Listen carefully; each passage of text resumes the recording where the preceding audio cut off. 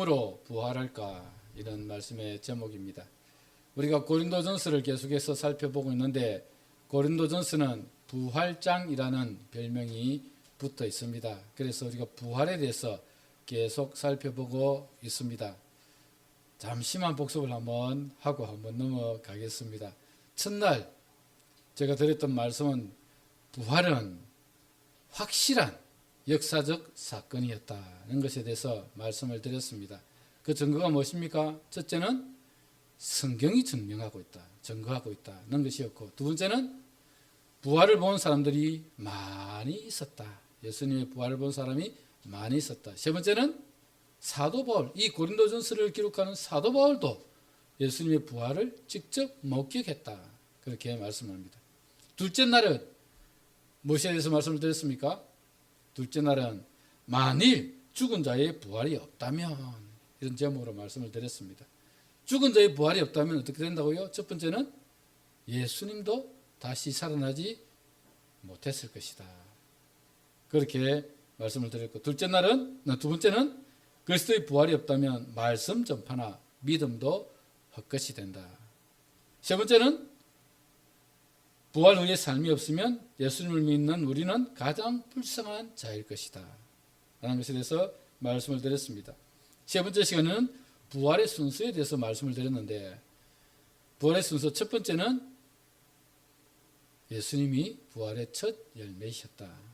두 번째는 그에게 속한, 그리스도에게 속한 자들이 부활을 할 것이다. 강림하실 때에 그에게 속한 자들이 부활할 것이다. 세 번째는 불신자들도, 믿지 않고 제 영성을 받지 못한 자들도 부활하여서 그래서 최후 심판대 앞에 서게 될 것이다. 그렇게 말씀을 드렸습니다. 요한복음 5장 28절 29절에 보면 이를 기이 여기지 말라. 무덤 속에 있는 자가 다 그의 음성을 들을 때가 오나니 선한 일을 행한 자는 생명의 부활로, 악한 일을 행한 자는 심판의 부활로 나오리라. 그렇게 말씀하고 있습니다. 네 번째 시간, 지난 시간이죠. 지난주에는 무엇에 대해서 말씀을 드렸습니까? 부활 신앙을 가진 우리가 이 세상에서 어떻게 살아야 할까? 어떻게 살아야 된다고요? 첫 번째는 날마다 죽어야 한다 라는 말씀을 드렸습니다.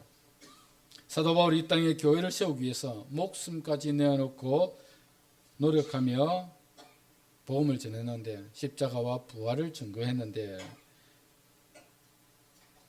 그렇게 사도 바울이 수고하고 애쓰고 노력한 것이 부활이 없다면 무슨 소용이 있겠는가? 32절 말씀처럼 죽었다가 다시 살아나지 못한다면 내일 죽을 터이니 먹고 마시자 하지 않겠습니까? 그러나 우리는 부활을 믿는 자이기 때문에 그들처럼 살지 않습니다. 도리어 부활의 소망을 품고 이 땅에 하나님 나라가 세워지기를 위해서 헌신합니다. 우리가 부활 소망을 가지고 살아간다면 사도 바울처럼 우리도 날마다 죽는 삶을 살아야 합니다. 내가 죽어야 그리스도가 살아나고, 내가 죽어야 교회가 살아나고, 내가 죽어야 이 사회가 살아나고, 내가 죽어야 가정이 살아납니다. 두 번째는 부활신앙을 가진 우리가 어떻게 이 세상을 어떻게 살아야 되는가? 악한 동무들에게 속아서 죄를 짓지 말고 깨어 의를 행하여야 된다라고 말씀을 드렸습니다. 부활 소망을 가진 사람들은 악한 자들의 유혹에 넘어가서 죄를 짓고 살면 안 됩니다. 주님께서 장차 재림하시면 우리는 순결한 신부가 되어 신랑 되신 예수님을 맞이해야 합니다. 우리는 주님 닮은 거룩한 하나님의 자녀들이기 때문에 선한 삶을 살며 나눠주기를 좋아하며 베풀고 섬기는 삶이 기쁨이 되는 사람들입니다. 요한 3서 11절에 보면 사랑하는 자여 악한 것을 본받지 말고 선한 것을 본받으라. 선을 행하는 자는 하나님께 속하고 악을 행하는 자는 하나님을 배웁지 못하였느니라. 그렇게 말씀합니다. 선을 행하는 자는 누구에게 속하였다고요? 하나님께 속했습니다. 그런데 악을 행하는 자는 하나님을 배웁지 못하였다. 그렇게 말씀하고 있습니다. 사랑하는 여러분, 부활 소망을 가지고 살아가는 우리는 악한 동무들에게 속지 말고 깨어 의를 행하는 주님의 자녀들이 다 되어야 할 것입니다. 오늘은 다섯 번째 시간으로 우리는 어떠한 몸으로 부활하는가라는 주제를 가지고 말씀을 나누겠습니다.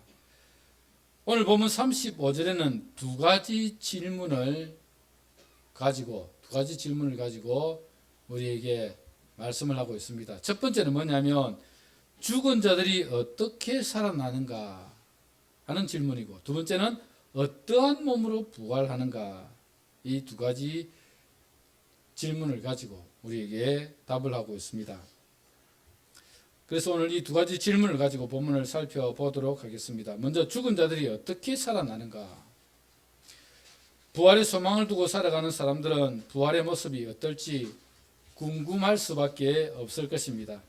우리가 죽으면 어떻게 살아나며 어떤 몸으로 부활할 것인가에 대해서 궁금한 것이 당연할 것입니다. 저도 어릴 때 그런 궁금증들이 있었습니다. 사람이 죽으면 썩어서 한 줌의 흙으로 변하는데 어떻게 부활하는가? 어떻게 부활할 수 있을까? 그렇죠. 사람이 죽으면 한 줌의 흙으로 썩어지고 맙니다. 성경도 그렇게 말씀을 하고 있습니다. 아담과 하와가 범죄한 이후에 하나님께서는 그들을 향하여서 이렇게 말씀하셨습니다. 너는 흙이니 흙으로 돌아갈 것이니라. 흙으로 지음을 받지 않았습니까? 하나님께서 흙을 빚으시고 그 코에 생기를 불어넣으시니까 사람이 생명이 되었다. 생명이라는 하는 것은 살아있는 존재, living being, 영어로 living being이라고 되어 있습니다. 살아있는 존재가 되었습니다. 그러니까 흙을 빚어서 생기를 하나님께서 불어넣으시니까 살아있는 인간이, 이렇게 활동하는 인간이 되었습니다. 그래서 하나님이 아담과 하와가 범죄한 후에 네가 죄를 지었으니까 죽을 것이고, 그리고 너는 흙으로 지음을 받았으니까 흙으로 돌아갈 것이다. 그렇게 말씀합니다. 욥도 그렇게 고백하고 있습니다. 모든 육체가 다 함께 죽어서 죽으며 사람은 흙으로 돌아가리라.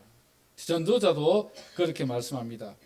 다 흙으로 말미암았으므로 다 흙으로 돌아가나니 다 한 곳으로 가거니와. 그렇게 말씀을 하고 있습니다. 그래서 우리는 이 육체는 흙으로 지음을 받았기 때문에 죽으면 흙으로 돌아가는 것이 당연합니다.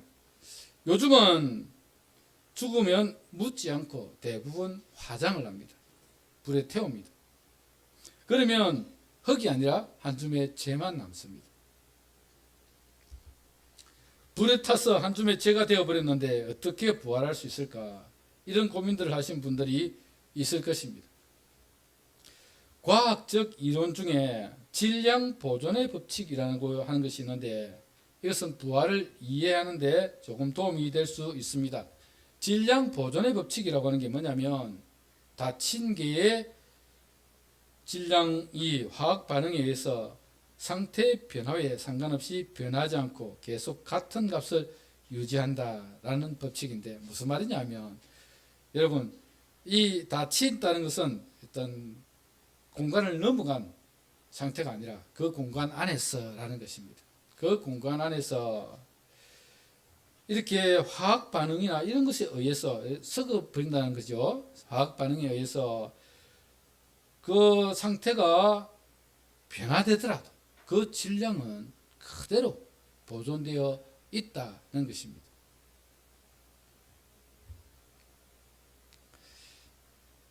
이 질량 보존의 법칙은 비상대론적 법칙입니다. 상대성 이론을 가지고 말을 하면 조금 복잡해집니다. 많이 복잡해집니다.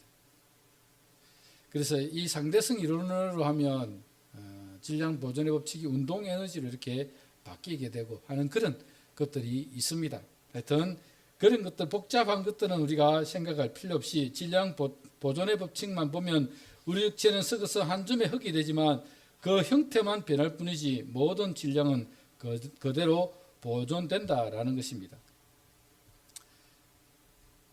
이런 질량 보존의 법칙만 가지고 우리가 이야기하지 않더라도 여러분, 우리 하나님은 흙을 빚어서 사람을 지으신 분입니다. 사람을 만드신 분이십니다. 아무것도 없는 곳에서 무에서 유를 창조하시는 분이 우리 하나님이십니다. 그런 하나님께서 우리가 흙이 된다고 한들, 우리가 한 줌의 죄가 된다고 한들 하나님께서 우리의 몸을 다시 일으킬 수 없겠습니까? 일으킬 수 있습니다. 능치 못하심이 없으신 전능하신 하나님은 여러분 우리의 이 육체를 다시 일으킬 수 있습니다.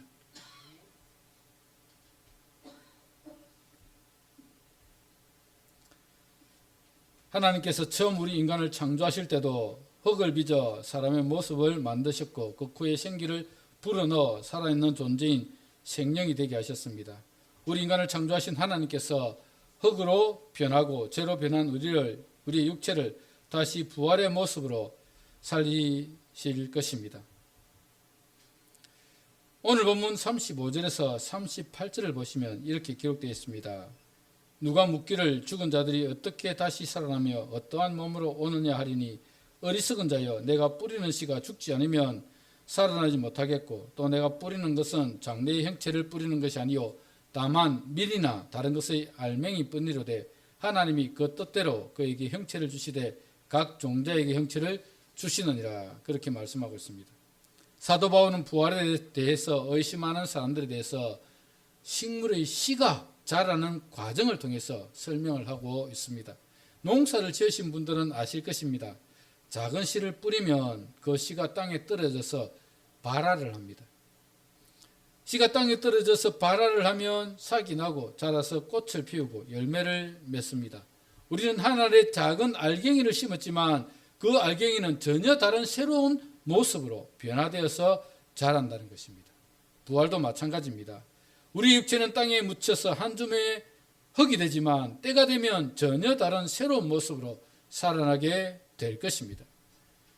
우리가 뿌리는 씨가 죽지 않으면 살아나지 못하지만 죽으면 새로운 모습으로 살아나게 됩니다. 우리가 뿌리는 것은 다만 작은 알맹이 뿐이지만 하나님이 그 뜻대로 우리에게 형체를 주시되 각 종자에게 그 형체를 주시는 것처럼 우리 육체도 하나님께서 새로운 모습의 형체를 주십니다. 우리가 어떻게 새로운 형체를 입는지에 대해서 사도 바울은 아담의 형상과 예수님의 형상을 비교해서 설명하고 있습니다. 오늘 본문 47절에서 49절을 한번 보십시오. 제가 읽어드리겠습니다. 첫 사람은 땅에서 났으니 흙에 속한 자이거니와 둘째 사람은 하늘에서 나셨느니라. 무릇 흙에 속한 자는 저 흙에 속한 자들과 같고 무릇 하늘에 속한 자는 하늘에 속한 자들과 같으니 우리가 흙에 속한 자의 형상을 입은 것 같이 또한 하늘에 속한 자의 형상을 입으리라. 여러분 첫 사람 아담은 근본적으로 땅에 속한 자입니다. 땅에 속한 자이기 때문에 그 후손인 우리는 썩어질 육체를 입을 수밖에 없습니다. 마찬가지로 마지막 아담이신 그리스도는 하늘에 속하신 자이기 때문에 그리스도와 연합한 우리는 하늘에 속한 형상을 입게 될 것이다. 그렇게 말씀합니다. 49절에 보시면 그렇게 말씀하고 있죠. 우리가 흙에 속한 자의 형상을 입은 것 같이 또한 하늘에 속한 자의 형상을 입으리라. 아담의 후손으로 육신을 입을 수밖에 없었지만 예수 그리스도를 믿음으로 예수 그리스도와 연합함으로 새로운 몸, 신령한 몸을 입게 된다는 말입니다. 그래서 우리는 우리 육체는 썩어질 몸에서 썩지 아니할 몸으로 변화되는 것입니다. 우리가 두 번째 살펴볼 주제가 그러면 어떤 모습으로 부활하는가인데 그 첫 번째가 우리가 부활할 때 썩어질 이 육체가 썩지 아니할 몸으로 부활한다. 그렇게 말씀을 하고 있습니다. 오늘 보면 24절입니다. 죽은 자의 부활도 그와 같으니 썩을 것으로 심고 썩지 아니할 것으로 다시 살아나며 그렇게 말씀을 하고 있습니다. 아담의 범죄 이후에 모든 인간은 죽음이라는 죄의 형벌을 받아야 합니다. 우리 중에 죽음의 과정을 거치지 않는 사람은 아무도 없습니다. 인간이 태어나서 자라고 청년이 되면 결혼을 하고 가정을 이루며 살아갑니다. 우리 인간의 최고 절정기는 20대에서 40대인 것 같습니다. 저도 그때를 생각해 보면 그때는 정말 못할 것도 없고 정말 무서울 것도 없고 그랬습니다. 뭐든지 할 수 있으면 다 할 것 같았습니다. 그러나 50대가 지나고 60대가 가까이 돼 보니까 이제 20대, 30대처럼 육체가 따라주지 않습니다. 마음은 청춘인데 우리 육체는 점점 쇠약해져 갑니다. 이제 70대가 지나고 80대가 지나면 죽음에 대한 준비를 해야 할 것입니다. 우리 인간은 이런 과정을 겪으며 살아갑니다. 그러나 부활의 몸은 쇠약해져가는 몸이 아닙니다. 이 땅에서는 썩을 것으로 심지만 부활을 통하여 썩지 아니할 것으로 다시 살아납니다. 다시는 죽음이 우리를 지배하지 못하게 됩니다. 사실 죽음이라고 하는 것은 죄의 결과였습니다. 하나님은 아담과 하와에게 분명하게 경고하셨습니다. 동산 중앙에 있는 나무의 실과는 먹지 말라. 네가 그것을 먹으면 죽을 것이다. 그렇게 경고하셨습니다. 하나님의 경고에도 불구하고 뱀의 유혹을 이기지 못한 아담과 하와는 결국 선악과를 따먹었고 그 결과 모든 인간은 죽음이라고 하는 형벌을 받아야 했습니다. 그러나 예수 그리스도께서 세상에 오셔서 우리 죄인들을 위하여 십자가에 죽으심으로 죄의 형벌을 대신 받으셨습니다. 십자가의 죽음을 통해 인간에게 주어진 죄의 형벌을 해결해 주신 것입니다. 십자가에 달려 돌아가신 예수님은 무덤에 장사 지낸 바 되셨지만 하나님은 그를 다시 살리셔서 부활의 첫 열매가 되게 하셨습니다. 주님 다시 오실 때 그에게 속한 자는 땅에 속한 자의 형상이 아니라 하늘에 속한 자의 형상을 입게 될 것입니다. 그래서 죽은 자의 부활은 썩을 것으로 심지만 썩지 아니할 것으로 다시 살아나게 되는 것입니다. 천국에서는 우리의 몸이 썩을 육체가 아닙니다. 죽음을 맞이하는 육체가 아닙니다. 썩지 아니할 몸으로 다시 살아나게 될 것입니다. 두 번째로 영광스러운 몸으로 부활합니다. 오늘 본문 43절 상반절을 보십시오. 욕된 것으로 심고 영광스러운 것으로 다시 살아나며 그렇게 말씀합니다. 욕된 것은 이 세상에서 죄악된 삶과 그에 따르는 비참한 삶을 말하는 것입니다. 우리는 아담과 하와처럼 죄의 유혹에 쉽게 넘어가는 자들입니다.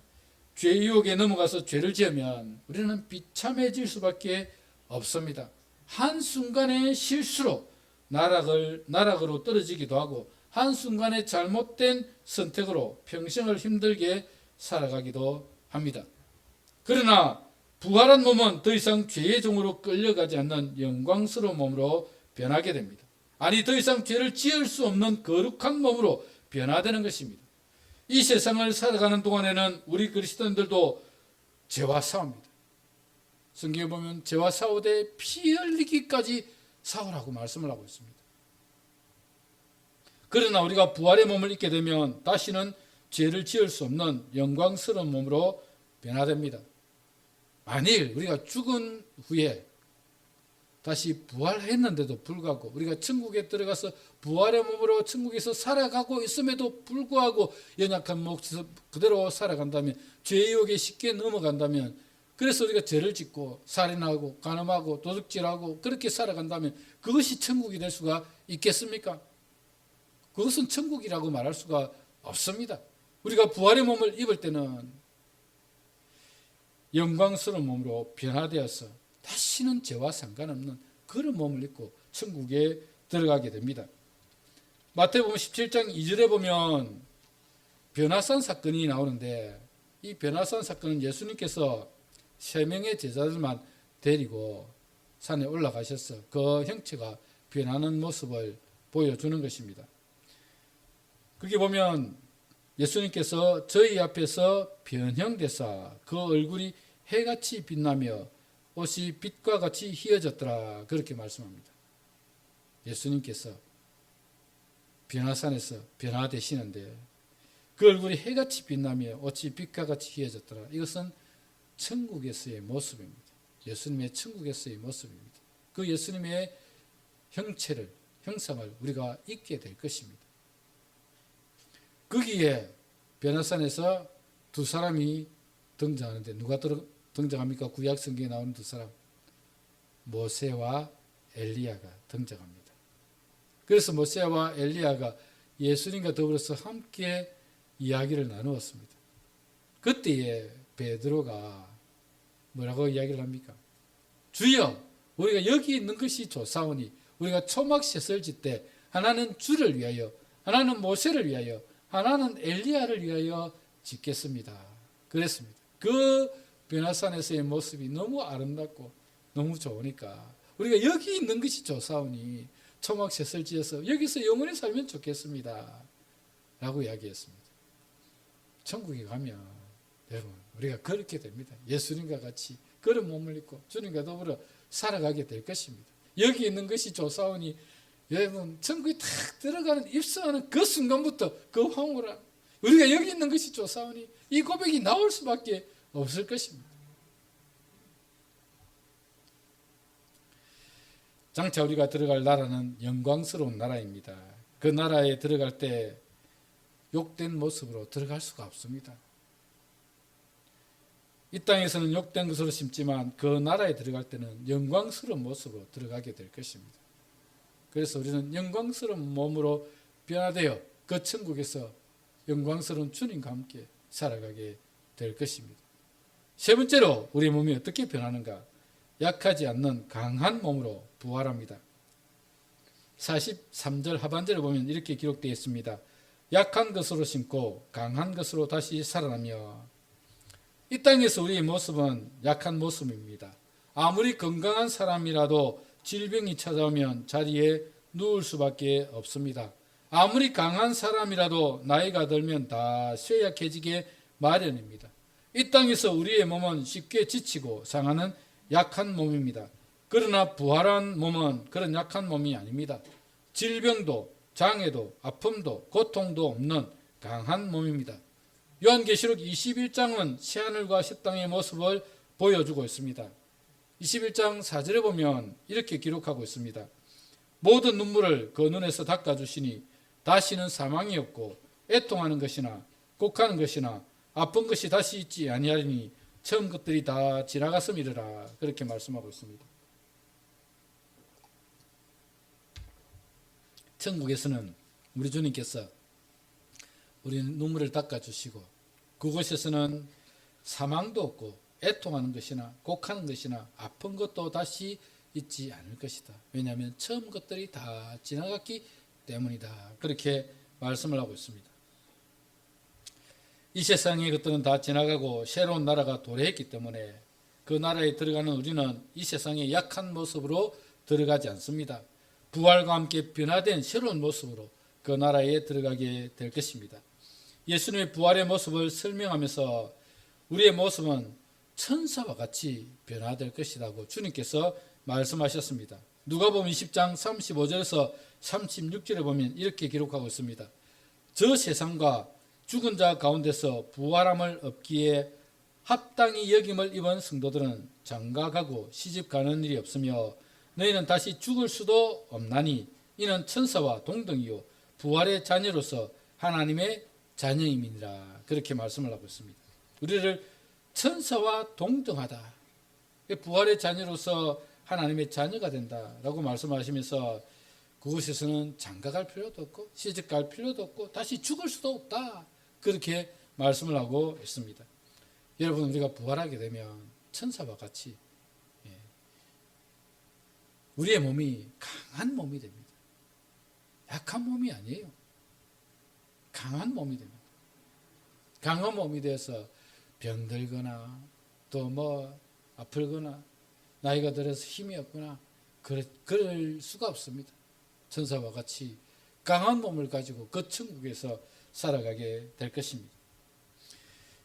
천사와 같은 모습으로 강한 모습으로 천국에 들어가서 주님과 더불어서 우리가 영원토록 살아가게 될 것인데 지금은 쇠약해지고 연약하지만 그 천국에서의 소망을 품으시기 바랍니다. 여러분한테 정말 죄송하지만 저도 나이가 자꾸 들어갈수록 아픈 곳이 하나씩 생기기 시작하는 것 같아요. 그런데 천국에서는 여러분 아픈 것이 없습니다. 강한 몸입니다. 강한 몸으로 살아가게 될 것을 소망 삼고 그 부활을 바라보면서 살아가는 우리 모두가 되었으면 좋겠습니다. 마지막 네 번째로 육의 몸이 아닌 신령한 몸으로 부활합니다. 44절을 보십시오. 육의 몸으로 심고 신령한 몸으로 다시 살아나니 육의 몸이 있은즉 또 영의 몸도 있느니라 그렇게 말씀하고 있습니다.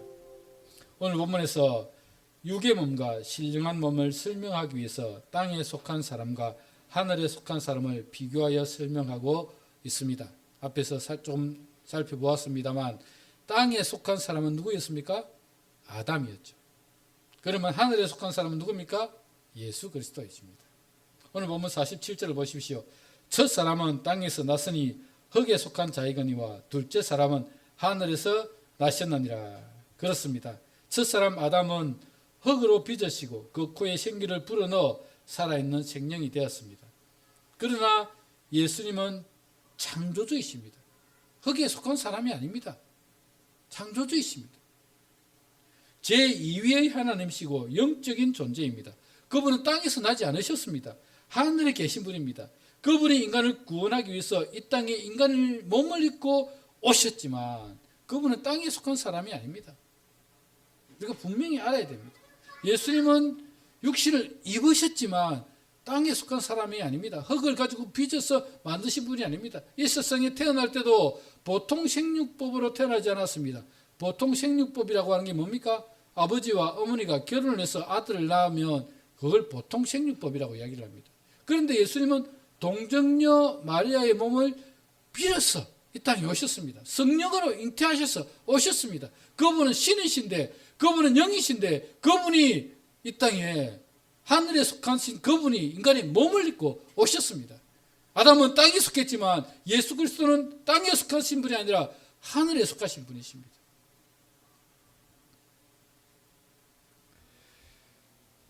비록 흙에 속한 자의 후손으로 태어났지만 예수 그리스도를 통하여 하늘에 속한 자의 형상을 입게 됩니다. 우리가 부활을 통하여서. 그래서 오늘 보면 48절 49절에 보면 이렇게 기록하고 있습니다.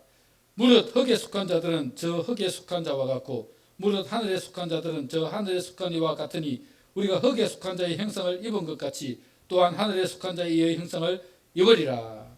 우리는 예수 그리스도를 통하여 그분의 영광스러운 모습으로 변하게 될 것입니다. 예수 그리스도를 믿음으로 영접한 사람은 장차 그분의 영광의 광채를 입고 천국에서 살아가게 될 것입니다.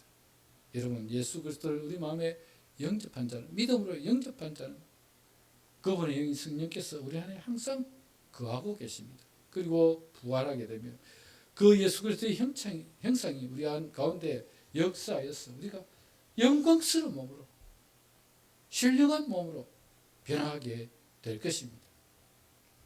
빌립보서 3장 21절에 보면 이렇게 말씀하고 있습니다. 그는 만물을 자기에게 복종하게 하실 수 있는 자의 역사로 우리의 낮은 몸을 자기 영광의 몸의 형체와 같이 변하게 하시리라. 우리 낮은 몸을 자기 영광의 몸과 같이 변화하게 하실 것이다. 여러분, 우리의 이 낮은 연약하고 욕되고 약한 이 육체가 하나님 구주 예수 그리스도의 영광스러운 몸의 형체를 입게 된다고 말씀하고 있는 것입니다. 요한일서 3장 2절에도 이렇게 말씀합니다.